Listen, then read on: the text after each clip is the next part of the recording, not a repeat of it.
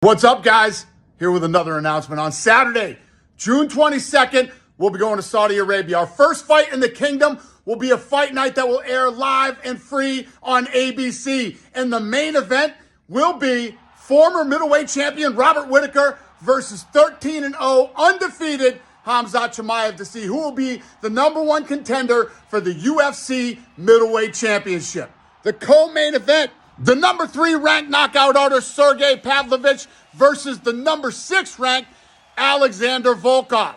Also, Kevin Gastelum will be taking on Daniel Rodriguez. We've got Johnny Walker versus Volkan Oezdemir. Undefeated 12-0 Shara Bullet versus Ihor Potier, who has 15 of his 20 wins coming by first round finish. This card is going to be badass from top to bottom. It's going to be historic. It's our first ever show from the kingdom. Tickets go on sale soon, so make your plans for UFC Saudi Arabia, June 22nd, live and free on ABC. Woo! Good job, Pink Man. Big up, Dana. Good stuff. Absolute G shit. Dana White coming in clutch with the fight announcements. We've been in the bin for the last few weeks dealing with shitty Apex cards and female main events, and now we've got an announcement of an absolute heat lineup for Saudi Arabia. Khamzat Chimaev versus Robert Whittaker, Sergey Pavlovich versus Alexander Volkov, Kelvin Gastelum versus Daniel Rodriguez, Johnny Walker versus Volkan Oezdemir, and Shara Bullet versus Ihor Potier. 5 fights for that card so far. Obviously, I imagine a bunch more will be announced, but that is, I imagine, the main card for that fight night. And yeah, fucking sick. Awesome stuff. Let's talk about it. The main event, Khamzat Chimaev versus Robert Whittaker, 5 rounds. I might be taking Bobby Nux. I might be taking him. Because honestly, Khamzat, fucking hell, he don't look that good against Usman, I'll be real with you. I don't know if he subs Whittaker in the first. I just don't think he does. I think Whittaker can present some problems with the takedown defense. And if he gets out the first and Khamzat's huffing and puffing, I reckon Bobby Nux is going to get it done, and he could just put a jab on him because he's got way better striking than Kamaru Usman. He can put a jab on him, put a pace on him, and he can start tuning him up on the feet. So I might be taking Robert Whittaker. I'm going to watch a bit of film, obviously, in the lead up to the fight. But initially, it seems pretty clear. You're either picking Khamzat by round 1 sub, or you're taking Whittaker to win either by decision or finish him later on because he's going to gas. It's just about how much Khamzat can stay in the fight. But if he ends up looking like how he did against Kamaru Usman for that second and third round in their fight, I don't love his chances against Bobby Nux in the later rounds. And Whittaker's got great jabs, he's got great punches, great straight shots too, comes up high with the kicks and stuff. And also his takedown defense is pretty solid. Obviously, he kind of got muscled down by Dricus du Plessis, but that was kind of like just a weird little thing that happened there. And he got beaten up a little bit there. But apart from that, he's shown pretty good takedown defense for 90% of his fights. And if he can really make Khamzat work for the takedown and not just, if Khamzat doesn't just get him down first go without difficulty and he actually really has to push and expend some energy, I could see this going really well for Whittaker in the later rounds. Obviously, not saying it's a guarantee Khamzat might sub him in the first, but striking-wise, if these two are going to stand, I'm favouring Robert Whittaker every day of the week because I think he looked solid against Costa. Not saying he looked phenomenal, but I didn't rate how Khamzat looked against Usman, to be honest with you. I don't even know how to go, to be honest with you. He's a fucking fool of a thing. Khamzat fucking Chimaev, he's got no stand-up. So yeah, I think on the feet, Whittaker can piece him up a little bit, frustrate him, and we know Khamzat gets a bit annoyed on the feet, he gets a bit frustrated. He gets frustrated very easily. When guys are able to kind of land on him, pepper him a little bit, because he's used to just smoking everyone, smoking fools in the first round, yeah? And if he can't do that to Whittaker, you saw against Usman, he kind of just got schooled a little bit as the fight went on. Well, not schooled completely, but Usman kind of just put a jab in his face and just showed him fundamental boxing, and Khamzat's like, the fuck is this, brother? What do you mean jab? What do you mean straight punch? I can't just throw overhand and swing big punch. I can't KO you first round. He just shot himself. He's like, what the fuck? I had a sore shoulder. So yeah, Khamzat Chimaev, I don't rate his stand-up. And I think Robert Whittaker can survive an early onslaught, just kind of accept it, realize he's going to get taken down, and just really don't even try and get up, honestly. You're best off not trying to get up. You're best trying to just make it as hard as possible for him to move you around, hard as possible for him to submit you. And so Khamzat just comes out like a bat out of hell like he always does, and he's just going to try and ragdoll you, and he ain't going to do it. And then he's going to be like, brother, the fuck is this? My arm's tired, brother. I can't strike. And then Robert Whittaker's just going to go, mate, you're done. I'm going to put a fucking jab in your face and I'm going to fucking school you for 5 rounds. And that's what Whittaker's going to do. He's going to go back. Whittaker is like, but I'll just go back to what I was doing before, which is hardcore masturbating. Like that's what Whittaker's going to do to Khamzat. He's going to bring out that forearm strength, and he's going to lay those hands on him, and Khamzat's going to have a bad night at the office if it gets out of the first round. So I do anticipate these odds to be favouring Khamzat, because no matter who they put him up against, they always make this fucker a fucking 10-1 favourite. Like, they had him as like a 4-1 favourite against fucking Oezdemir, bro. So there's no way, like, Whittaker, I actually think has a really good shot of winning, but they're going to make him like a minus 300 and just give you no value on Khamzat. So you might as well just take the dog Whittaker. But yeah, I like this for Robert Whittaker if he can get out the first, because I don't see Khamzat beating him on the feet. Look, maybe Whittaker just shits himself and Khamzat lands a big shot, KOs him on the feet, because Whittaker's chin ain't the best and Khamzat does still have heavy hands. But you're going to tell me he really wasn't landing much heavy on Oezdemir. He dropped Burns in the first, but apart from that, he KO'd GM3, who is the GOAT. But apart from that, I don't know, his striking's just not all that good. He's just he's got big thumpy shots, big arm punches. And I don't think those arm punches are going to work against Robert Whittaker when he's dancing around the cage, stomping on your fucking knees and shit. I think that'll be another big thing too. Whittaker just dancing around, doing his little oblique kicks, stomping on Khamzat's knees, and Khamzat's going to be like, brother, the fuck is this? I can't shoot takedown now. My knee's fucked. Tear me ACL, like Darren Till. And Darren Till's going to be in the corner, mate, I don't a fucking ACL, mate. What have you done? And so, yeah, I reckon Robert Whittaker's going to win by late TKO, and I really want to see that happen. But, because Khamzat has fucking main character syndrome, or main character protection, he's got plot armor, so he's obviously going to win this fight in the first round by KO. That's just what's going to happen, and then he's going to get a title shot, and then he's going to win the belt, despite stylistic matchmaking making no sense. He's just going to plot armor his way to a UFC title.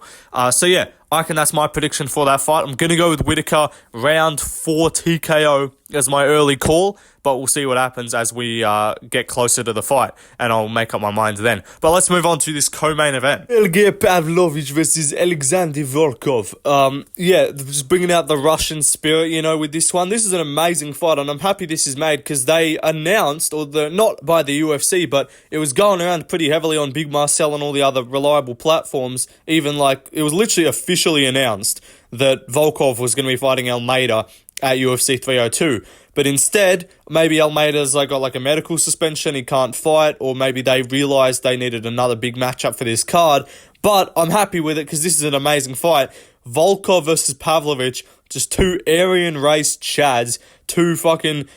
we got a combined 500 pounds of white power in the cage here. That's what we've got. Sergey Pavlovich, just an absolute fridge of a man, and Alexander Volkov, just a unit, a very tall lad himself. He's an incredible fight. I'm going to be picking Sergey Pavlovich, and I really want him to get back in the win column. Ultimately, I think the difference is just in the finishing potential and the danger that each of them possess. Pavlovich, we know he's got lunch boxes for fists. He can just fucking touch you and then you're on skates with a jab.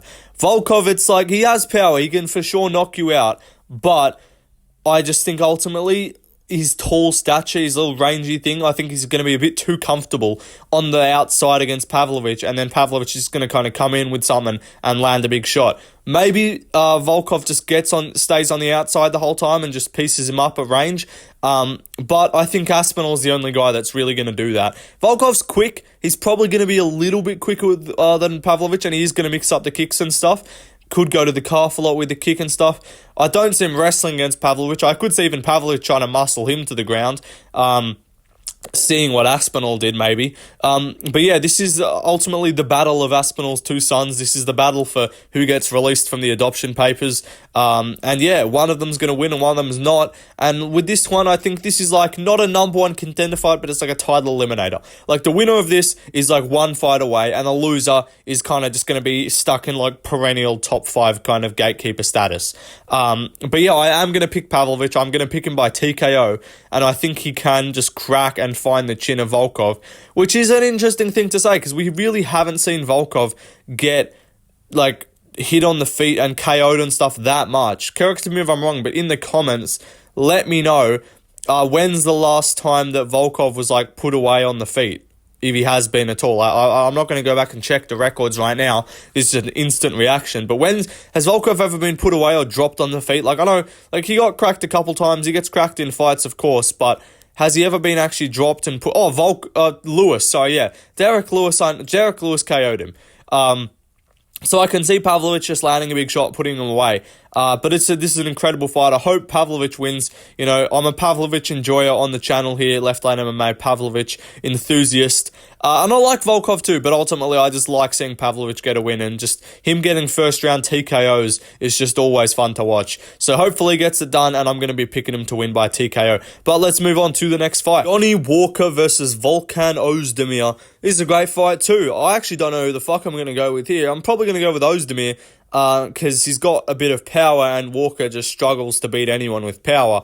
So I probably am going to early lean towards Oezdemir, but don't quote me on that. I might change my mind. I'll watch some more tape study, but ultimately, Walker, man, he leaves himself way open for a lot of shots on the feet. That's how he gets dropped by like Ankalaev, gets put away by Jamal Hill. He just leaves himself out of place, and I can just see Oezdemir cracking him and putting him away. But I could also see Walker doing some goofy shit and putting away Oezdemir, because I'm trying to think. So Ozdemir's last fight was Bogdan Guskov, the GOAT, Anthony Smith on steroids.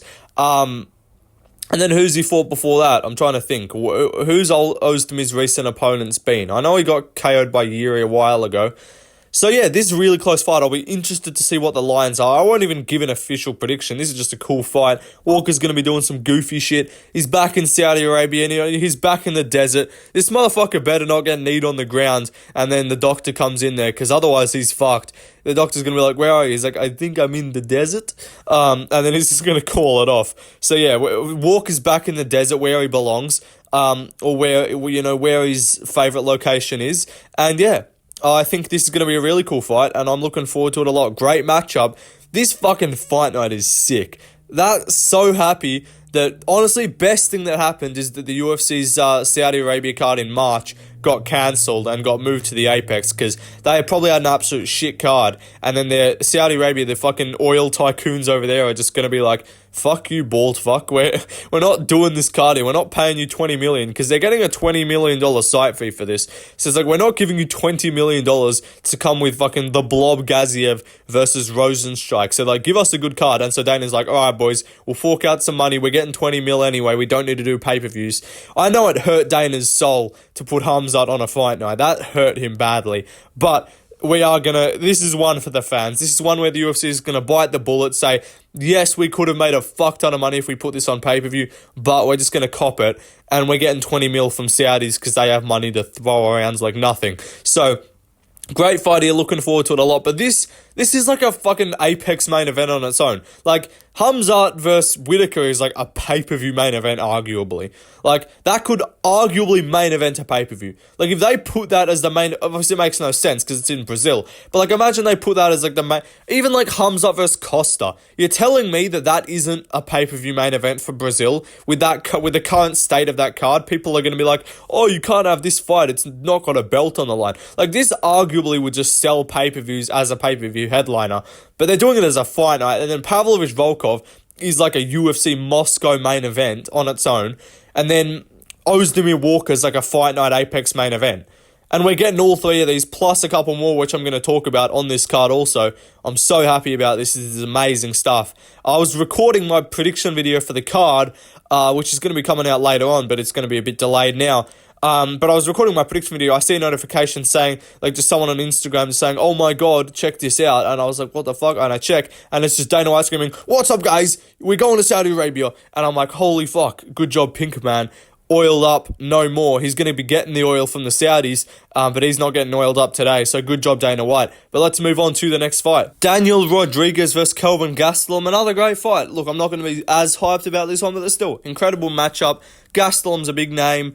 D-Rod's a solid fighter, so this is a great fight on a fight night. Of course, neither of them are from fucking Saudi Arabia, so I don't know why that's on the card.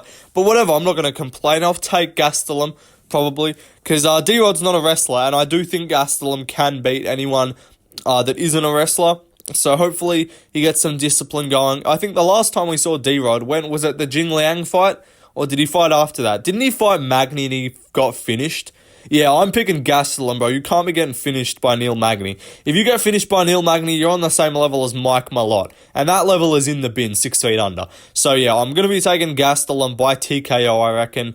Or just by decision. I reckon he can get this one done. I think he's just a better fighter. Let's move on, though, to the final fight that got announced. Shara Magomedov versus Ihor Potier. Why do these two look like retarded cousins? Like, why do these two look minorly, like, inbred related in some aspect? Regardless, I'll be taking Shara, obviously. He's a really good striker. Potier is pretty much a can. He looked solid in his last fight, don't get me wrong, but, you know, his best win to date is beating a washed Shogun and then emoting over him, which I'll never forgive him for. So yeah, Shara, I don't like you. I think you're a scumbag. He's a dirtbag. He's a scumbag. We hate him. We're trying to get him beat. But no, they're not trying to get him beat. They're trying to get him a win, and an easy win, which I think he will get. I think he'll KO Potier in the first, like with a head kick or something like that. You know, he's already been KO'd at light heavyweight by people who are shit. And so he's going to get, I mean, middleweights aren't good either, but Shara is actually a dynamic, quick striker. So yeah, Shara Magomedov will win this fight. But yeah, that'll do it, guys, for the announcements. Just a couple other fights that aren't announced, but just brainstorming what else we could see on here. Obviously, Jared Gordon versus Nasrat Haqparast is already on this card, confirmed. Dana didn't mention it, but that is a fight that's on here too, which I'm picking Nasrat Haqparast to win. But brainstorming some other ideas. I want to see Roman Kopylov on here. Like, Kopylov versus Shabazian would be a cool fight. What else can we see? I know they're not going to do it now since they've already announced a stacked lineup, but if they put Umar on there, I would not complain. Get like Saeed Nurmagomedov on here. You know, Tagir Ulanbekov's fighting Alex Perez in like June. Just push that back a couple weeks on this card. You could do that. Yeah, get Shamil the Blob Gaziev. Literally, that would make this card 10 times better. It's already amazing, but Shamil the Blob Gaziev is the real MVP that we need on this card. Yeah, you know what I mean. There's a bunch of other fights you could put unranked. Daggy. We're just going to get a bunch of Dagestani guys outside the rankings. Probably a couple Saudi fighters on the regional scene locally there just as a showcase. But the main card is where the main attraction is at, of course.